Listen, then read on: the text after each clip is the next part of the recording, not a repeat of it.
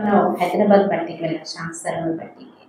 మనం బట్టీకి వెళ్తున్న టైంలోనే సత్యవేనకి ఈ బట్టీకి ఎట్టున్నాయన్నమాట. ఈ బట్టీ చాలా బాగుంటుందంట, మీరు కూడా రండి నాతో పాటు అన్నారు. కానీ అందరినీ రెడీ చేసి తీసుకెళ్తేనే ఇప్పుడు నేను అటు వెళ్ళి ఇటు పంపిస్తుంది కుదరదు, నెక్స్ట్ టైం వస్తాను మీరు వెళ్ళండి అంటే అక్కే అటు వెళ్ళారు, మనం అటు వెళ్ళాం. మళ్ళీ సెకండ్ టైం పిలిచారు, జనవరి బట్టి 7 నుంచి 14వ తేదీ వాడు. కానీ కిట్టిపోయి బట్టి మంది 9 నుంచి 18వ తేదీ వాడు. లేదు బట్టి వాళ్ళు చేసుకుంటారు, మీరు రండి వెళ్దామన్నారు. కానీ అప్పుడు కూడా వెళ్ళే అవకాశం, పరివారాన్ని వదిలేస్తే నేను ఎలా వెళ్తాను, అన్నయ్యని ఇక్కడ పిలిచేసి లేదు నేను రాను ఎంత ఫోర్స్ చేస్తారు. కానీ ఇంకా అది కుదరనటువంటి షెడ్యూల్ అనమాట. ఇంకా 3వసారి ఏమైంది, ఇప్పుడు బట్టి ఇక్కడ ఫిక్స్ అయ్యింది. అయినప్పుడు అనిపించింది కిట్టిపై 9 days బట్టి చేశాక మనమని ఇవ్వాలి అని. ఆ బట్టి ఎంత చేసింది అంటే ఇంతకంటే ఇంకేముంటుంది బట్టి. ఆత్మానుభూతి ఎలా చేయాలి, ఆత్మిక స్థితి తర్వాత ఇంకేదైనా ఎంత వింటాం, ఎంత వినాలో అంత వినేసి ఎన్ని బట్టీలు చేసేస్తాము. కిట్టిపై చేయించినటువంటి బట్టీతో మనం చాలా మార్పు వచ్చేస్తుంది. అక్కడికి వెళ్ళా వెళ్ళి జ్ఞానం పెట్టమే కానీ ఇంకే ఉంటుంది, ఆత్మిక అభ్యాసం అదేం అక్కడ ఉండదు కదా. సరే ఇది మన అభ్యాసం చేద్దాము అని అనుకున్నాం. రావాలి అనే సంకల్పం ఫస్ట్ లేదు. తర్వాత పరివారాన్ని అందరినీ పంపించి నేను వెళ్ళకపోతే ఎలాగా, ఈ బట్టి చేస్తూ ఉంటే ఈ ఆత్మాభ్యాసాన్ని కూడా ఇంకా మనం పెంచుకోవచ్చు. ఈ బట్టి ఆ బట్టి కంటిన్యూగా బట్టి చేయడం వల్ల ఇంకా స్థితి తయారవుతుంది కదా. ఇక్కడ మాత్రం ముందు ఏం చేస్తాము, అక్కడికి వెళ్ళి చేసుకోవచ్చు అని మళ్ళీ సంకల్పం మారిందనమాట. అయితే ఈ బట్టిలో చూసిన తర్వాత నాకేమనిపించింది అంటే, బట్టి చేసిన సేపు ఎంత బాగుంటాము, బట్టి అయిపోయాక మళ్ళీ ఆ స్టేజ్ అయిపోయాక కూడా కాదు, ఈ గేట్ నుంచి బయటికి వెళ్ళాక స్టేజ్ అంతా పెట్టి అంతా మారిపోతూ ఉంటుంది. అలా ఎందుకు అని సంకల్పం నాకు ఈ బట్టిలో నడుస్తూ ఉంటుంది.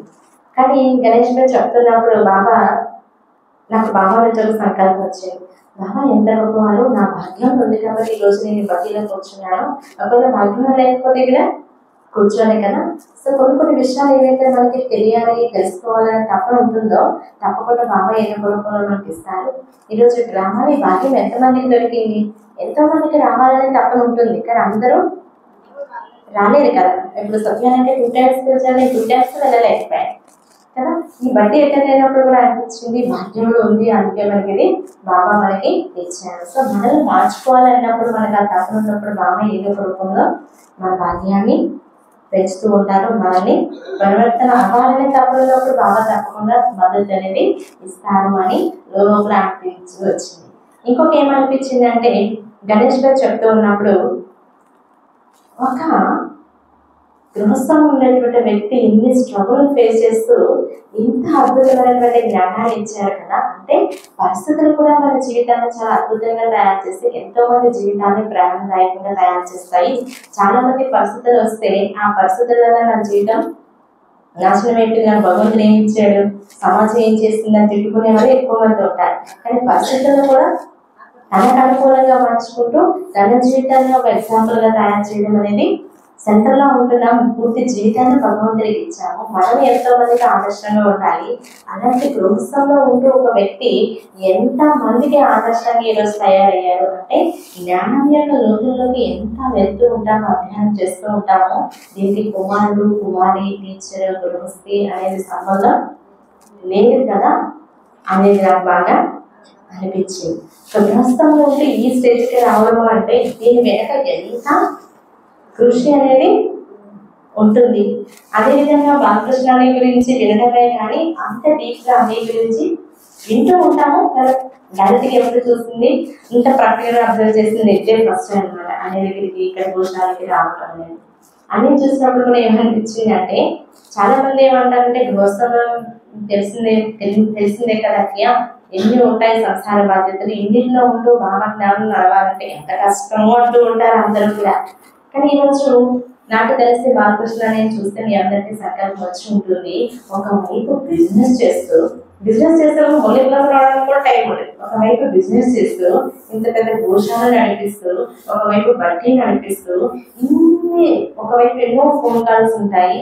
వీటన్నిటిలో ఉంటూ భావతో కనెక్ట్ అవ్వడం అనేది అంటే ఎంతో ఉపరామ స్టేజ్ అనేది ఉన్నారు. బాగా అంటారు మీరు 1000 కార్యాలైనా చేయగలరు ఎప్పుడు అంటే నాతో మీరు కంబైన్డ్గా ఉన్నప్పుడు. దానికి ఎగ్జాంపుల్ బాలకృష్ణ అనిపించింది. నాకు తెలిసి ఇంటర్నేషనల్ గ్రూప్కి అసలు అందరికీ కూడా బాలకృష్ణనే చాలా ఇన్స్పైర్ చేసుకుంటారని నేను అనుకుంటున్నాను. అవునా కదా? 2-3 మొక్కలు పెంచాలంటే మనకి ఎంత కష్టం. మొక్కలతోనే అయిపోతుంది అక్కయ్య అంటారు, 2 పిల్లలు ఉంటే పిల్లలతోనే అయిపోతుంది అక్కయ్య అంటారు. కానీ ఎన్నికోరు ఎంత పెద్ద స్థలం. ఒకవైపు పడ్డవాళ్ళ వర్కర్స్ ని చూసుకోవాలి, వాళ్ళని హ్యాండిల్ చేయాలి, షాప్ ని హ్యాండిల్ చేయాలి, బాగా కార్యం చేయాలి. ఆ కార్యం ఈ కార్యం బ్యాలెన్స్. ఒక మంత్ ఒకవేళ మరి ప్రింటింగ్ ప్రెస్ అంటే అదొక పెద్ద తలనొప్పి. ప్రింటింగ్ ప్రెస్ యజమాని ఉంటారు, మేము ప్రింట్ చేయడానికి వెళ్తూ ఉంటాం కదా, వాళ్ళు రాలేదండి బిజీ అని అంటారు. ఆ ఒక్క ప్రింటింగ్ ప్రెస్ చూడడానికి అది టైం సరిపోదు అంటారు. అలాగే ఈ ప్రింటింగ్ ప్రెస్ అక్కడ ఒకవైపు మాకేమైనా లిస్ట్ ఇచ్చేస్తాయి, కానీ అవన్నీ కూడా అడ్రస్ సైతాన్ని ఎవరికి ఏం కావాలి ఏంటి అనేది మళ్ళీ వర్కర్స్ చేయించడం పంపించడం. అలా ఎన్ని బాధ్యతలు ఉంటూ కూడా ఎంత ప్రాంగా, అది కూడా ఏజ్ 20, 30, 40 ఏంటి, ఇంత ఏజ్ లో అంతా చూస్తున్నప్పుడు అనిపించింది నాకు. గణేష్ భాయ్ చూసినప్పుడు, బాలకృష్ణ భాయ్ చూసినప్పుడు ఎంత ప్రేరణ పొందాలి, ఎక్కడ ఎంత చివరకు ఉన్నాను నేను, ఇంకా ఎంత ముందుకి వెళ్ళాలి. జ్ఞానం వింటే సరిపోదు, ఇంకా చేయాల్సింది చాలా ఉంది అని. ఇంకొక పాయింట్ నాకు బడ్డీలో నచ్చింది ఏంటంటే, అన్ని లాస్ట్ లో చెప్పాను, భగవంతుడు పిల్లలమయ్యండి విశ్వ కళ్యాణకారులు ఒక టైటిల్ పొంది చివరికి కనీసం బ్రాహ్మణాత్మలకి కూడా మనం సేవ చేయట్లేదు. ఎప్పుడు కూడా నా స్వాచింతన అంటే స్వాచింతన కూడా కాదు, స్వార్థం. ఎంతసేపు పురుషార్థం చేస్తున్నాం అనుకుంటున్నా కానీ స్వార్థంలోనే బ్రతుకుతున్నాం అనేది మనకి ఈరోజు బాగా అన్నయ్య అర్థం చేయించారు. నాకు అన్ని చెప్తున్నప్పుడు ఈ రోజు చూడండి ఎంతమంది బాబా పిల్లలు కూడా సూసైడ్ చేసుకుంటూ ఉన్నారు, కొంతమంది డిప్రెషన్ లోకి వెళ్తూ ఉన్నారు. బాబా అంటాము, ఒక రోజు వస్తే మనకేం పట్టించుకుంటారేంటి, అకేలు కానీ బాబా పరివారం కానీ మళ్ళీ నాకు లౌకిక బంధువులే కదా చూసుకోవాలి, వాళ్ళే నేను ఆధారంగా చేసుకోవాలి అనుకునే వాళ్ళు చాలా మంది ఉన్నారు కదా. సో ఆ పాయింట్ అనే చెప్తున్నప్పుడు నాకు గుర్తొచ్చింది. బహుశా మీరు ఈ పేరు వినే ఉంటారు, సింధుతాయి సబ్కాల్ అని చెప్పి విన్నార పేరు? సింధుతాయి. బాగా దయాసాగర్లో మీరు ప్రేమ సాగర్లు, దాతలు, వరదాతలు, భాగ్య విధాతలు అందరు భాగ్యాన్ని తయారు చేసేటువంటి వారు. ఎంతమంది అర్థనాదం చేస్తూ ఉన్నారు. మరి పిలుపు మీకు వినిపించట్లేదా, మీరు దయ చూపించండి అని బాబా చెప్తూ ఉంటారు. నిజంగా అప్పుడు నాకు సింధుతాయి గుర్తొచ్చారు. ఆమె తన భర్త ఆమె బయటికి పంపించేస్తే ఆమె ఒక శ్మశానానికి వెళ్ళి అక్కడ అనమాట అక్కడ ఏవో ఉంటాయి కదా, పిండి ఏదేస్తారు, దాంతో రొట్టె తిని అక్కడ ఒక బిడ్డకి జన్మ ఇచ్చిందంట. అప్పుడే చచ్చిపోవాలనుకుందంట ఆమె, కానీ మళ్ళీ ఆమె ఆ బిడ్డ కోసం బ్రతికారు. ఆ తర్వాత ఆమె ఒక ఆశ్రమాన్ని తయారు చేస్తే ఎన్నో వేల మంది, లక్షల మందికి ఆమె తల్లి అయ్యాడు. ఆ తల్లి తన బిడ్డ తన దగ్గర ఉంటే మోహం వస్తుందని ఆ బిడ్డను వేరే దగ్గర ఇచ్చేసి చేశారు. అంటే లౌకిక వాళ్ళు ఎంత దయ, ప్రేమ అవన్నీ చూపిస్తారు. భగవంతుడి పిల్లల విశ్వ కళ్యాణకాలం మనం కనీసం మన బ్రాహ్మణ పరివారంపై అయినా సరే మనం సేవ చేసేందుకు యజ్ఞం యొక్క బాధ్యత. ఇంకో బయట అన్న ఏం చెప్పారు, బ్రహ్మబాబా యజ్ఞాన్ని తన భుజాల మీద వేసుకున్నారు అని. అప్పుడు నాకు చోపని గుర్తొచ్చాను. చోపని పెట్టుకునే వాళ్ళు ఎంతమంది ఉన్నా అన్ని యజ్ఞాన్ని తన భుజాల మీద వేసుకొని ఎవరు ఎలాంటి వారైనా వాళ్ళని నడిపించేవారని అది నేను నా జీవితంలో చూశాను. అందుకే మేము బ్రహ్మబాబు కోరిక వచ్చే చోపనికి అనిపించింది. అలా యజ్ఞం కోసం మనం ఎంత కృషి చేస్తున్నా, ఎంత పాటుపడుతున్నా, ఎంతసేపు మన ఇల్లు లేదా నా సెంటర్, అక్కడైతే నా సెంటర్ నీళ్ళు కోట లేదా పరివారం అయితే నా ఇల్లు, అంతవరకే మళ్ళీ ఇది కాదు మనం చేయాల్సింది చాలా ఉంది అనేది సంకల్పాలు వస్తూ వచ్చే సమయం చాలా అవుతుంది. మీకు అనుభవాలు చెప్పాల్సింది కదా, మనం సెంటర్కి వెళ్ళి మన అనుభవాన్ని షేర్ చేసుకుందాం సమయం అవుతుంది.